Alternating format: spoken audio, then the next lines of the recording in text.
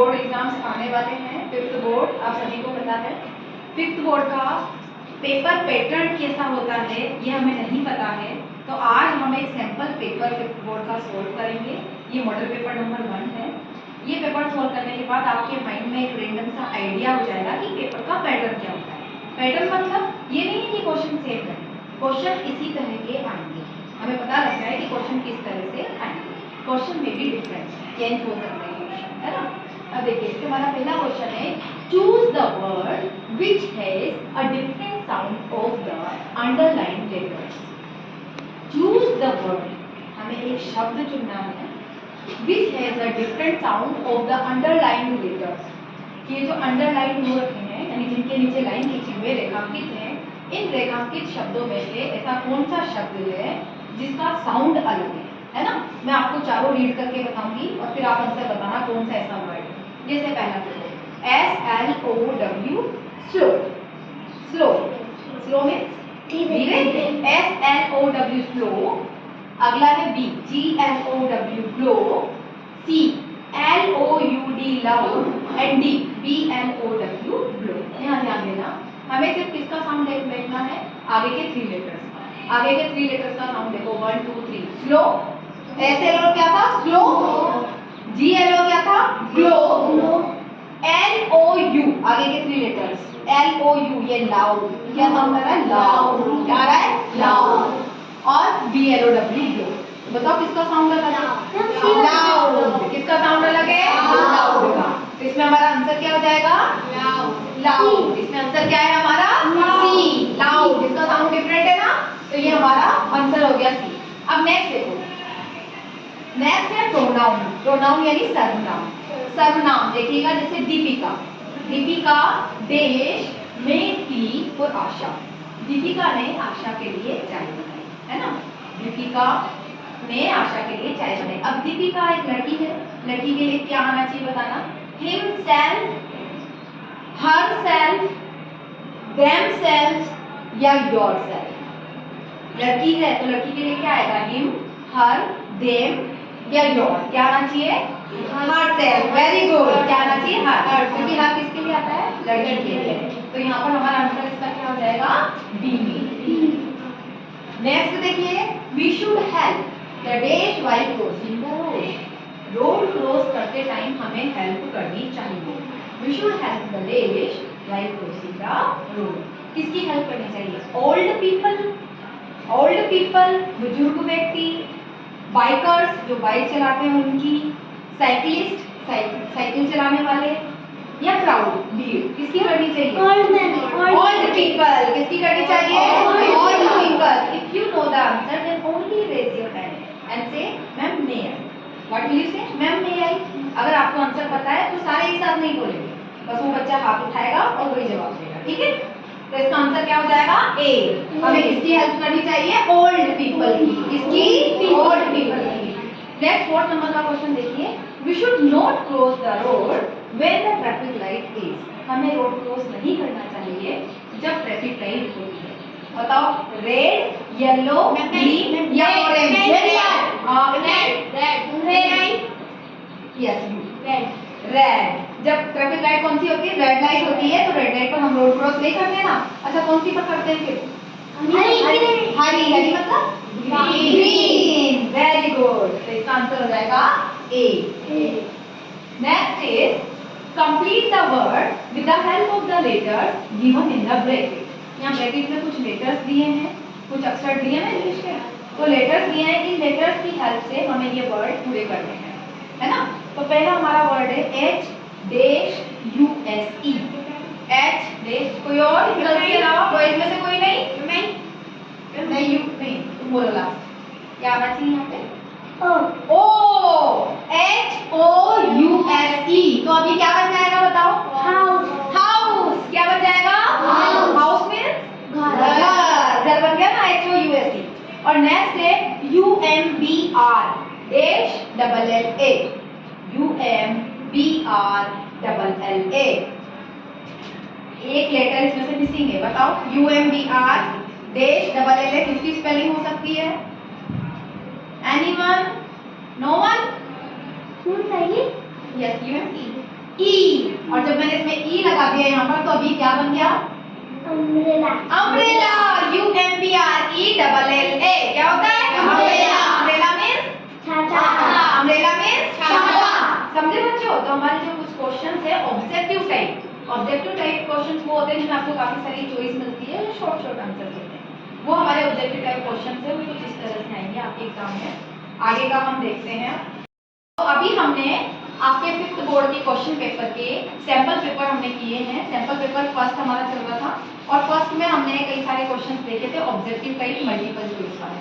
अब कुछ क्वेश्चंस आपके इस टाइप के भी आते हैं। इस टाइप में जैसे क्वेश्चन नंबर 30 देखिए, fill in the blank. Fill in the blank का मतलब होता है खाली जगह भरिए।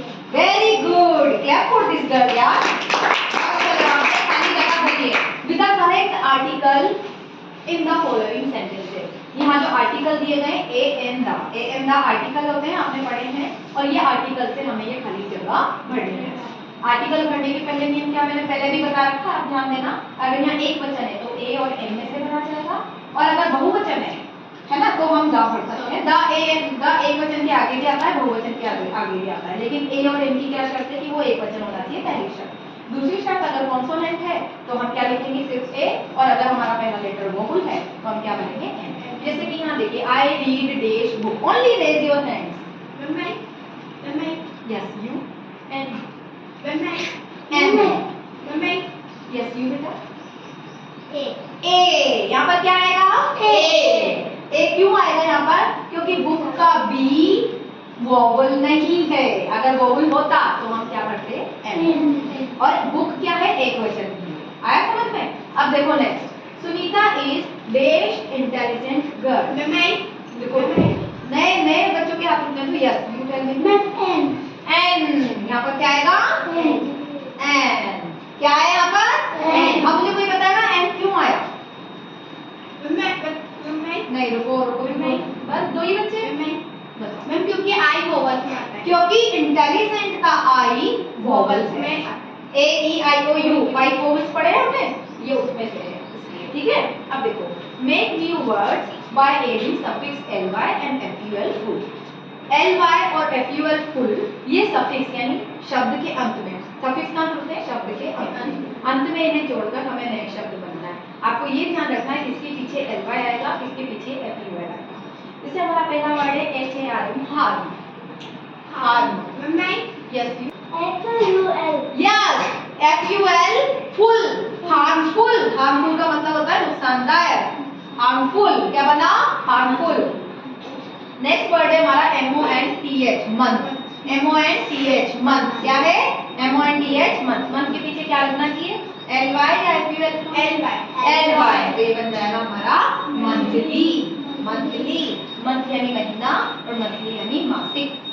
उसके बाद देखिए, arrange the jumbled letter to make meaningful words. ये वर्ड्स जम्बल्ड लेटर जानते हैं? जम्बल्ड लेटर्स का मीनिंग है आगे पीछे लिखे होना।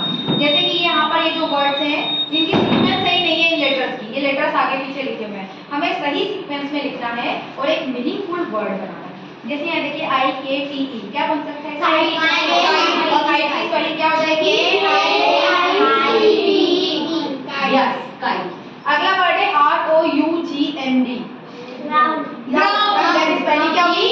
GROUND, ground. Yes, GROUND, ground. ठीक है, आए समझ में? चलिए, अब number 9 is fill in the blanks.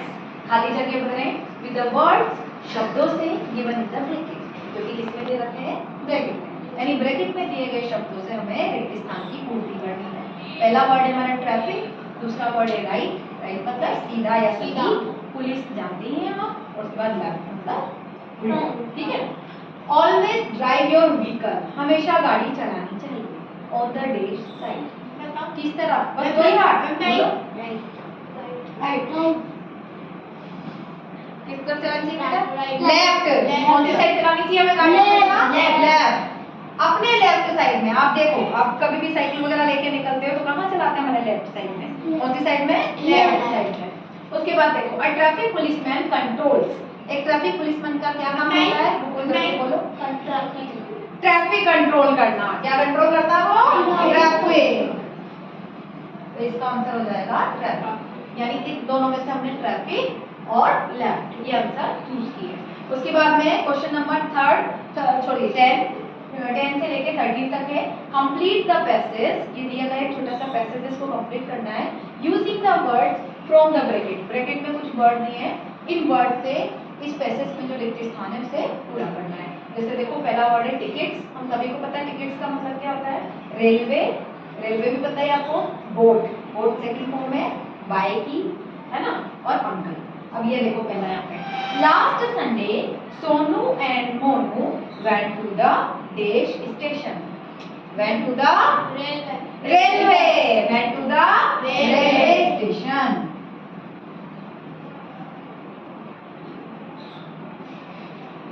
Yes, to receive their, इसको लेने गए थे वो, टू रिसीव दियर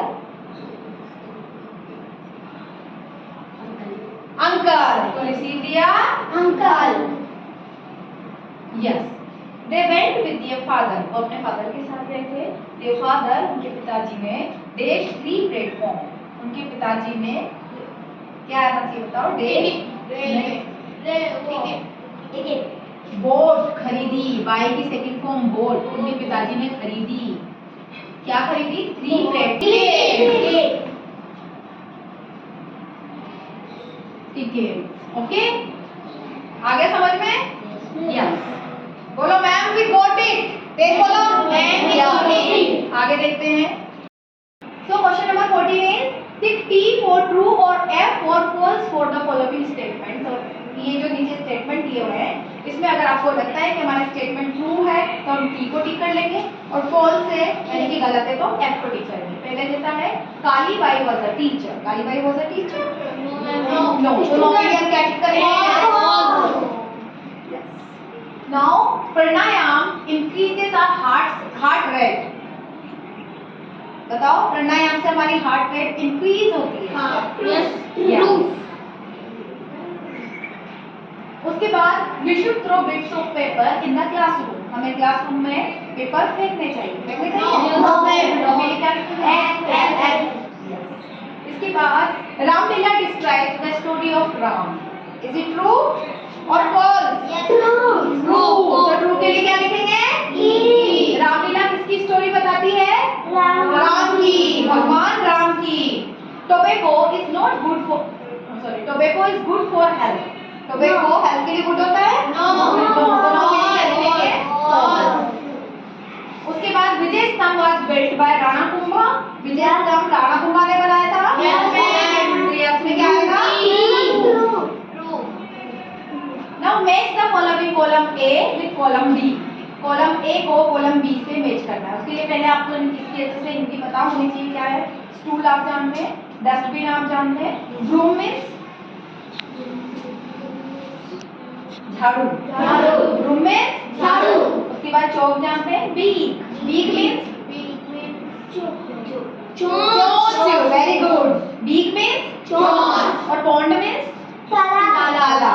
अब हमें इधर के ये जो सेंटेंस दिए हैं को मैच करवाना है। जैसे देखिए टू थ्रो गार्बेज, गार्बेज फेंकने के लिए, कचरा फेंकने के लिए, तो हम इसको किससे मैच करवा देंगे? इसके बाद to sit upon, sit upon, sit, sit means क्या होता है? Stool, stool. यस, बैठने के लिए क्या यूज करते हैं हम? Stool. Yes. To write on the black board, chalk, very good.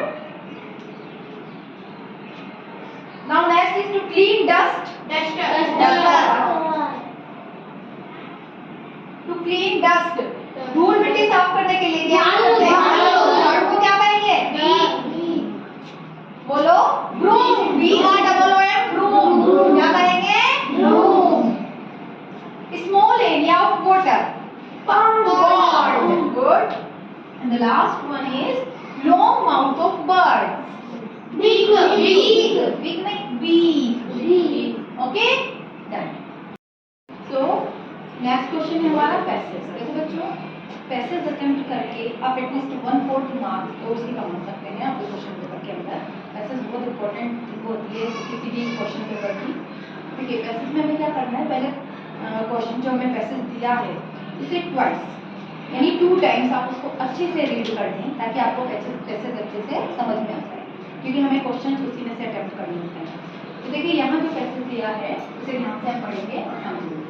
He was happy when he saw the red Swanky sports car. उसने जब रेड कलर की Swanky स्पोर्ट्स कार देखी तो बहुत खुश हुआ। Soon the paperwork was over, यानी कोई व्यक्ति है जो कार खरीदने गया था, उसका पेपर वर्क जैसे ही खत्म हुआ and the car was his, और जैसे ही पेपर वर्क खत्म हुआ तो अब कार उसकी हो गई। पेपर वगैरह ना, पेपर वगैरह पे साइन किए, जो भी प्रोसेस होती है वो सब कंप्लीट किया, कार अब किसकी हो गई, उस व्यक्ति की हो गई। The guide in the showroom got into the driver's seat to show him all the new things, or to show him all the new things this car could do. But Mr. Roshanlal was so impatient to drive the car himself that he wouldn't listen to anything the guide said. He started the car immediately.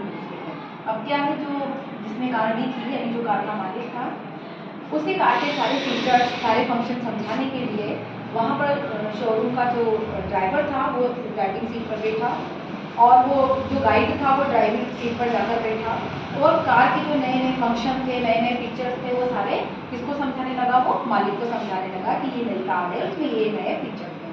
लेकिन car का जो मालिक था वो था mister Roshanlal. कौन था? Mister Roshanlal. हाँ, वो बहुत इम्पेशेंट था। इम्पेशेंट यानी बिल्कुल धीरज नहीं था उसमें, धैर्यशील व्यक्ति था, तो उसमें बिल्कुल भी धीरज नहीं था और वो जल्दी से कार चलाना चाहता था, इसलिए उसने गाइड की बात जल्दी सुनी नहीं। उसने कहा and said he started the car, उसने कार स्टार्ट की एंड बिगेन टू मूव, और कार लेकर चल निकला। ठीक है।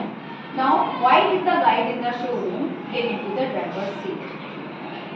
Why did the guide in the showroom? Showroom का जो गाइड था, why did the guide in the showroom get into the drivers seat? वो ड्राइवर की सीट पर क्यों बैठा था? बताओ, क्यों बैठा था ड्राइवर की सीट पर जाकर गाइड? मालिक को समझाने। हाँ, उस कार के नए फीचर्स मालिक को समझाने के लिए। So the guide got into the driver's seat. देखो, the guide got into the driver's seat. Guide जाकर ड्राइवर की सीट पर बैठा था to show Roshanlal all new things that car could do. सारी नई नई चीजें जो कि वो कार कर सकती थी वो समझाने के लिए वो कहाँ पर जाकर बैठा था? ड्राइविंग सीट पर जाकर के बैठा था। Why was Roshanlal so impatient? Roshanlal इतना अधैर्यशील क्यों लग रहा था? क्यों था? Roshanlal was impatient to drive the car himself. क्यों था? क्योंकि वो फटाफट से खुद से कार चला के देखना चाहता था। ठीक है इसका आंसर? देखिए, आंसर समझने से पहले आप इसकी हिंदी ट्रांसलेशन कर दें तो वो बेटर रहेगा। अगर आपको हिंदी ट्रांसलेशन करने में कोई दिक्कत आ रही है तो पहले जिन इंग्लिश पोएट की आपको हिंदी आती है हिंदी निकाल लीजिए और फिर उसको एक सेंटेंस आप प्रॉपर बना लीजिए, इस तरह आप उसकी हिंदी समझ पाएंगे। और जैसे ही आप हिंदी समझेंगे, क्वेश्चन समझेंगे, क्वेश्चन हमारा क्या कह रहा है, तो हम पैसेज में से ढूंढकर उसके आंसर अटेम्प्ट करते हैं। ठीक है। अब नेक्स्ट थर्ड क्वेश्चन देखिए। इसका नेक्स्ट क्वेश्चन है, read the passage and find out the opposite of the following words. यहाँ पे वर्ड्स दिए हैं कि अपोजिट वर्ड लिखने हैं। तो पहले देखो ओल्ड, ओल्ड का अपोजिट क्या होता है? न्यू। ओल्ड मीन्स पुराना और न्यू मीन्स नया। फिनिश, स्टार्ट, फिनिश मीन्स खत्म करना, स्टार्ट मीन्स शुरू करना। बट हमें ये पैसेज में से ढूंढ के लिखना है, हमारा जो पैसेज है ना। When did Roshanlal become the owner of the car? Roshanlal कब कार का ओनर यानी मालिक बना? कब बना था वो? जब सारा पेपर वर्क कंप्लीट हो गया था। Roshanlal became the owner of the car when the paperwork was over. जब सारा पेपर वर्क ओवर हो गया यानी खत्म हो गया, है ना, तब वो क्या बन गया? कार का मालिक बन गया। Why did he feel happy? खुश क्यों था? खुशी क्यों महसूस हो रही है? He felt happy, वो बहुत खुश था। When he saw the red sports car, जब उसने रेड स्पोर्ट्स कार देखी। Now read the passage and find out the similar word of the following word. यहाँ कुछ वर्ड दिए हैं कि हमें सिमिलर वर्ड्स लिखने हैं। सिमिलर वर्ड्स मतलब ऐसे ही वर्ड्स जिनका मीनिंग इसी की तरह कुछ सेम है लेकिन पैसेज में से लिखने हैं। तो पैसेज में यहाँ एक वर्ड दिया है फैंसी, फैंसी से रिलेटेड यानी फैंसी से सिमिलर वर्ड कौन सा होगा बताओ? स्वैंकी वर्ड है ना। Yes. And next finish, finish मतलब खत्म करना। और बताओ इसका सिमिलर, वो तो अपोजिट हो जाएगा, similar. Over, very good Vaishnavi, over. Finish का और ओवर का दोनों का मीनिंग सेम होता है, उन्हें फैंसी और स्वैंकी दोनों का मीनिंग सेम होता है। रीड लेके आओ स्पेसिफिसिटी कुछ क्वेश्चन और है। क्वेश्चन नंबर 18 देखिए, read out the passage and find out the plural of the following. यहाँ लिखे हुए शब्दों के हमें प्लूरल लिखने हैं। प्लूरल मतलब बहुवचन, प्लूरल मतलब बहुवचन। जैसे थिंग, तो इसका बहुवचन क्या हो जाएगा? थिंग्स। एस लगा के हमने बना दिया थिंग्स। थिंग्स यानी चीजें, थिंग यानी चीज या वस्तु, और थिंग्स यानी चीजें। Sport, very good. स्पोर्ट यानी खेल, स्पोर्ट्स यानी बहुत सारी। इसके बाद देखिए, who started the car. Car किसने स्टार्ट की थी? Roshanlal. Roshanlal started the car. Now read the passage and find out the word, one word of the following. इनके वन वर्ड हमें बताना है, एक शब्द में उत्तर देना है। A person who drives a vehicle, एक वैसा व्यक्ति जो कोई सा भी गाड़ी चलाता है, उसको क्या कहते हैं? गाड़ी ड्राइवर। तो देखो ये ड्राइव यहाँ लिखा है ना, DRIVE, ड्राइव, इसमें R जोड़ दो, बन गया ड्राइवर। ओके यस बच्चों, अभी हमने एक पैसेज पढ़ा था, उसको अच्छे से रीड किया था और उसके क्वेश्चंस भी अटेम्प्ट किए थे। नेक्स्ट एक और पैसेज है हमारा, इस पैसेज को ध्यान से पढ़िएगा। देखिए, the Painted Desert located in Arizona covers 9,500 areas and stretches over 160 miles. The Painted Desert, desert क्या होता है कोई बताएगा? DESERT desert. डेजर्ट मीन्स होता है रेगिस्तान। क्या होता है? The Painted Desert. और पेंटेड जिसके ऊपर पेंटिंग कलर रखी हो या जो कलरफुल हो, रंगीन है, उसको हम क्या कहते हैं? पेंटेड। तो ऐसा डेजर्ट से पेंटेड डेजर्ट यानी रंगीला रेगिस्तान कहा जाता है। लोकेटेड इन एरिजोना, कहाँ पर है? एरिजोना नामक जगह पर है। वो रेगिस्तान कहाँ पर है? एरिजोना नामक जगह पर है। और वो कितना है देखो, उसकी कितनी है? 9,3500 यानी 9,3500 एकड़ में वो फैला हुआ है। एंड स्ट्रेचेस ओवर 160 माइल्स, और लगभग 160 मील तक वो फैला हुआ है। उसकी लंबाई चौड़ाई कितनी है? इट इज कॉल्ड पेंटेड, इसे पेंटेड यानी पेंट किया हुआ कहा जाता है। बिकॉज क्यों कहा जाता है? क्योंकि इट हैज कलर्ड रॉक्स, क्योंकि इसमें जो चट्टानें हैं वो रंगीन हैं। That look like they are painted, वो रंगीन चट्टानें ऐसे लगती हैं जैसे कि उनके ऊपर पेंट किया हुआ है, और इसीलिए इस डेजर्ट को, इस रेगिस्तान को पेंटेड डेजर्ट कहा जाता है। This colourful desert has cliffs and hills. ये जो कलरफुल डेजर्ट है यानी रंगीन रेगिस्तान है, इसमें बड़ी बड़ी सीधी खड़ी हुई चट्टानें हैं और कई पहाड़ियां भी हैं। It also has trees that turned to stone long ago. इसमें कई ऐसे पेड़ भी हैं जो सालों पहले पत्थर बन चुके हैं। पेड़ जमीन के अंदर दबने से पेड़ पौधे वगैरह सालों साल उसके बाद क्या होता है? ये पत्थर भी बन जाते हैं। तो इसमें कई ऐसे ट्रीज भी हैं जो इसमें बदल जा चुके हैं पत्थर में। These trees are located in a place, ये सारे पेड़ उस एरिजोना नामक जगह के अंदर एक ऐसी जगह पर लोकेटेड है, उस जगह को हम कहते हैं द पेट्रीफाइड फॉरेस्ट। क्या कहा जाता है? पेट्रीफाइड फॉरेस्ट कहा जाता है। तो देखो इसका पहला क्वेश्चन है, where is the painted desert located? Painted desert कहाँ पर है? पेंटेड डेजर्ट कहाँ पे बताओ? जगह का नाम बताओ आप, एक वर्ड कहाँ पर है? नो, एरिजोना बताया था ना मैंने अभी, एरिजोना के अंदर है। तो the painted desert located in Arizona. Second question है, why is it called painted? इसको पेंटेड क्यों कहा जाता है बताओ, हिंदी में बताओ।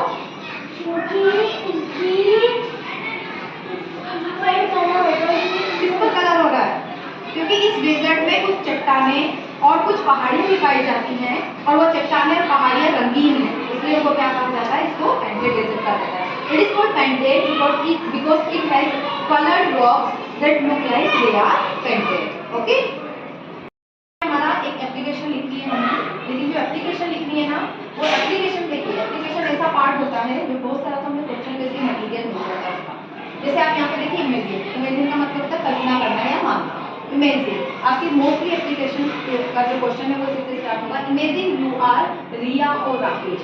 मान लीजिए आप रिया या राकेश है, अगर आप लड़के हैं तो राकेश है और लड़की है तो रिया है। You are studying in government primary school, आप गवर्नमेंट प्राइमरी स्कूल में पढ़ते हैं पाली, जो कि किस जिले में है? पाली में। अभी हम किस जिले में रहते हैं? कोटा। और ये किस जिले की बात हो रही है? Pali. You want to go to hospital, आप हॉस्पिटल जाना चाहते हैं for getting your eye sight check, अपनी आंखें चेक करवाने के लिए। आप अपनी आपकी नजर है, आपको लगता है कमजोर हो गई है, तो आप चेक करवाने हॉस्पिटल जाना चाहते हैं। देयरफॉर इसलिए you want be able to go to school for a day, इसलिए आप एक दिन के लिए स्कूल नहीं जा पाएंगे, क्योंकि आपको कहाँ जाना है? हॉस्पिटल जाना है। Write an application to your headmaster to grant you leave for 1 day, आपको अपने हेडमास्टर को एक दिन की छुट्टी के लिए एप्लीकेशन लिखनी है। अब यहाँ पर देखिए एप्लीकेशन जैसे आप स्टार्ट करेंगे और जिस दिन की एप्लीकेशन लिख रहे हैं उस दिन की सबसे पहले डेट आएगी। क्या आएगी? डेट।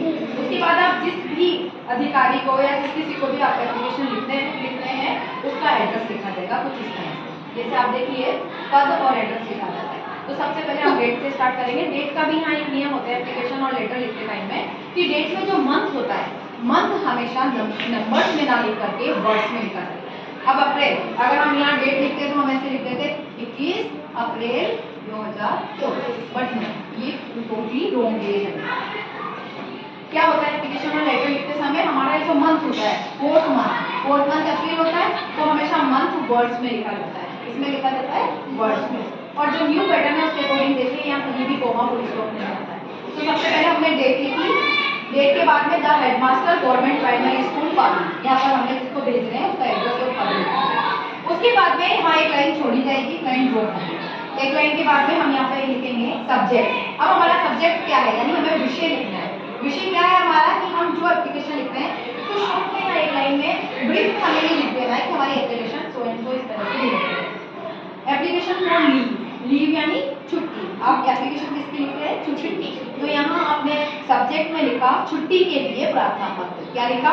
छुट्टी के लिए प्रार्थना पत्र। अब जैसे आपने सब्जेक्ट लिखा तो सब्जेक्ट से ऊपर भी एक लाइन आपने ड्रॉप की थी और यहाँ पर भी आप एक लाइन ड्रॉप करें। ये एप्लीकेशन लिखने का रूल होता है। इस सब्जेक्ट के ऊपर नीचे एक लाइन ड्रॉप की जाती है। उसके बाद ये जो पार्ट लिखता है सेलिब्रेशन, जिसे हम बोलते हैं, आप यहाँ डियर सर डियर मैडम भी लगा सकते हैं आगे चाहे तो।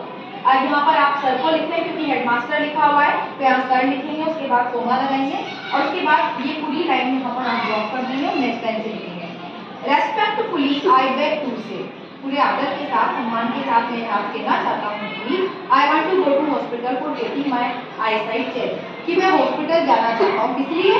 अपनी आंखें चेक करवाने के लिए। Therefore, I want to be able to come to school on 22 अप्रैल 2024. इसलिए मैं 22 अप्रैल 2024 को स्कूल में नहीं आ पाऊंगा। देखिए उसने एप्लीकेशन 21 को ही लिखी है, जबकि उसको छुट्टी अगले दिन की थी। हम एक दिन पहले लिख के मैडम को लेकर जाते हैं। ठीक इसी तरह kindly grant me leave for 1 day, कृपया करके मुझे एक दिन की छुट्टी दें। थैंक यू योर्स ऑबिडियंटली, आपका आज्ञाकारी शिष्य या शिष्या। अगर आप लड़की हैं तो रिया, लड़का है तो राकेश लिखेंगे या क्या? अब यहाँ पे देखिए respectfully I beg to say that, यहाँ तक ही आपको मोस्टली हर एप्लीकेशन में लिखनी है ना। Respectfully I beg to say that, यहाँ तक कि आपको हर एप्लीकेशन में लिखनी है। I want to go to hospital. अब आप यहाँ पर देखिए you want to go to hospital, आप हॉस्पिटल जाना चाहते हैं मेरी एप्लीकेशन लिखिए। आपने यहाँ यू को आई में चेंज किया और I want to go to hospital for getting my, यहाँ पे योर आया, इसको भी हमने माय में चेंज कर दिया, माय आईसाइट चेक। मिल गया ना, यहाँ से लेकर यहाँ तक की सारी लाइन आपको मैसेज के अंदर मिलेगी। उसके बाद आगे भी देखो देयरफॉर, हमने सिर्फ इतना सा चेंजेस किया है। यहाँ पर हमने प्रोनाउन के चेंजेस बोलते हैं इनको, यू को हमने अगेन बाय आई में चेंज किया। Won't be able to go to school for a day, यहाँ पे देखिए for a day, I won't be able to come to school for a day. Come to school के बाद for a day की जगह आपने उस डे का डेट लिख दी है ना। जैसे कि यहाँ पर ऑन 22 अप्रैल 2020, ठीक है। तो इस तरह आपने देखिए पूरी एप्लीकेशन का मटेरियल आपको यहाँ से लेकर यहाँ तक का तो आपको कहाँ मिल गया है, अपने क्वेश्चन में ही मिल जाएगा एप्लीकेशन का। और रही हुई एक लाइन और आपको इसमें ऐड कर देनी है। वो लाइन हमेशा मोस्टली सभी एप्लीकेशन के अंदर लिखी जाती है, kindly grant me leave for 1 day. अगर ये kindly grant me leave for 1 day, ये एक लाइन है जिसे हम सब्सक्रिप्शन भी बोलते हैं। ये लाइन इस तरह से यहाँ लिखेंगे और उसके बाद में थैंकिंग यू, ये ध्यान रखिएगा ये हमारे हमेशा लेफ्ट साइड पर ही चलेगा। थैंकिंग यू योर्स ऑबिडेंटली, उसके बाद अपना नेम और क्लास। आ गया ना। आपको देखो कितना इजी है इसमें नंबर कमाना, इजी है ना, क्योंकि आधे से ज़्यादा मटेरियल तो कहाँ मिल जाता है, हमें अपने क्वेश्चन में ही मिल जाता है। आया समझ में? कंप्लीट द स्टोरी, यानी स्टोरी कंप्लीट करनी है हमें। और ट्रस्टी को स्टोरी किस पर है? एक प्यासे का ऊपर। ट्रस्टी का मीनिंग क्या है? एक प्यासा कौवा। With the help of the suitable words given in the bracket, यहाँ ब्रैकेट में आपकी हेल्प के लिए कुछ वर्ड्स दिए हैं। इन हेल्प्स को हमें फिल इन द ब्लैंक्स की तरह इन ब्लैंक्स में भरना है और हमें ये दी हुई स्टोरी कंप्लीट करनी है ना। तो यहाँ पर कुछ वर्ड्स दिए हैं, इसकी हिंदी आपको पता है। जैसे ट्रस्टी में मतलब प्यासा, अपॉन एक मतलब वंस अपॉन अ टाइम, जैसे एक समय की बात है, उस तरह से हम यूज करते हैं इसको।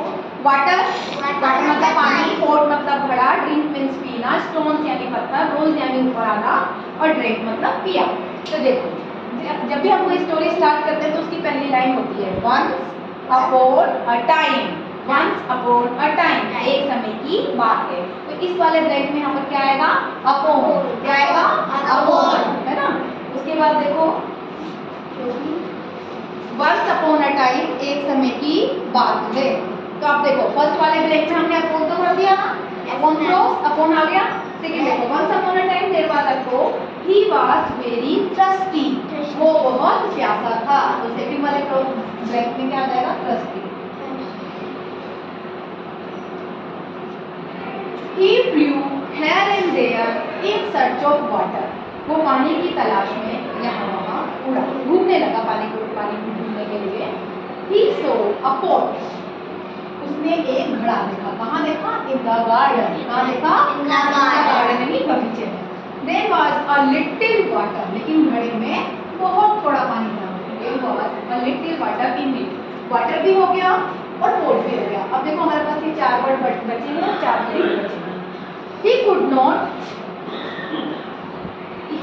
not drink the water. लेकिन वो पानी तो बहुत थोड़ा था और उसकी जो चोंच थी वो पानी तक नहीं पहुंच पा रही थी, इसलिए वो पानी को नहीं पी पाया। He could not drink the water. ये ड्रिंक भी हो गया। He thought of a plan. फिर उसने एक प्लान बनाया, एक प्लान सोचा उसने। क्या प्लान बनाया? He put some stones in it. वो कहीं से कुछ पत्थर लाया और सारे पत्थर उसने किसमें डाल दिए? पानी में, घड़े में डाल दिए। पानी में डाल दिए, जो थोड़ा सा पानी था उस घड़े में डाल दिए। The water rose up. पानी थोड़ा ऊपर आया। He drank it. उसने पानी पिया and flew away. और उड़ करके चला गया। इस तरह देखो एक कौवे ने किस तरह अपना दिमाग लगाया और जिस घड़े में उसकी चोंच नहीं पहुंच पा रही थी उसमें कंकर डाले और पानी जैसे ही ऊपर आया उसको पिया और वो उड़ गया। ठीक है, अब नेक्स्ट क्वेश्चन देखते हैं अपना। ओके बच्चों, अब जो हमारा नेक्स्ट क्वेश्चन है उसके लिए देखो आपको इस तरह के क्वेश्चन भी आपके 5th बोर्ड एग्जाम्स में आ सकते हैं कि आपको एक पिक्चर दी होगी, पिक्चर में एक सीन दिखा रखा है यहाँ पर। इस सीन के ऊपर आपको 4-5 सेंटेंसेस लिखने हैं। 4-5 सेंटेंसेस जो कुछ आपको दिख रहा है, फ्लावर और कुछ भी जो भी आपको यहाँ पर दिख रहा है, ट्रीज वगैरह, उसके बारे में आपको 4-5 सेंटेंसेस लिखने हैं। इजी सेंटेंसेस, जरूरी नहीं है जो सेंटेंस मैंने बनाए हैं वही आप बनाएं, आपके सेंटेंस मुझसे डिफर भी हो सकते हैं, है ना। जैसे देखो एक गार्डन के अंदर जनरली क्या होता है? गार्डन में पार्क में घूमने जाते हैं ना हम, उसमें क्या होता है? झूले यानी स्विंग्स होते हैं, लेडर एंड स्लाइड होती है ना। और इसके अलावा फ्लावर्स होते हैं, ट्रीज होते हैं ना। हाँ, हमें यहाँ पर कुछ हिंट दिए हैं जैसे trees, flowers, garden, birds and children. In words को यूज करते हुए हमें कुछ सेंटेंस बनाना है जैसे हमने यहाँ पर बनाए हैं। जैसे देखो इस पिक्चर में भी हमें नजर आ रहा है। सबसे पहले पिक्चर किस बारे में हमको लिख देते हैं? It is the scene of a garden. ये कहाँ का सीन है? गार्डन का सीन है। सेकंड देखो इसके अंदर, गार्डन के अंदर बच्चे जनरली, वैसे भी बच्चे क्या करते हैं गार्डन में? प्लेइंग, खेलते हैं ना। हाँ, तो चिल्ड्रन आर प्लेइंग, बच्चे खेल रहे हैं। Children are playing. इसके अलावा देखो बर्ड्स आर फ्लाइंग, पक्षी उड़ रहे हैं। बर्ड्स आर फ्लाइंग, हमने इनको हिंट्स को भी यूज किया है। और देखो नेक्स्ट 4th सेंटेंस हमारा, there are some trees and flowers also. इस गार्डन में कुछ ट्रीज भी हैं और कुछ फ्लावर्स भी हैं, यानी कुछ पेड़ पौधे और फूल भी उगे हुए हैं। इस तरह हम हिंट को यूज भी कर सकते हैं और अगर आप कुछ नए sentence without using the hint वो भी बनाना चाहते हो तो आप वो भी कर सकते हैं। ठीक है।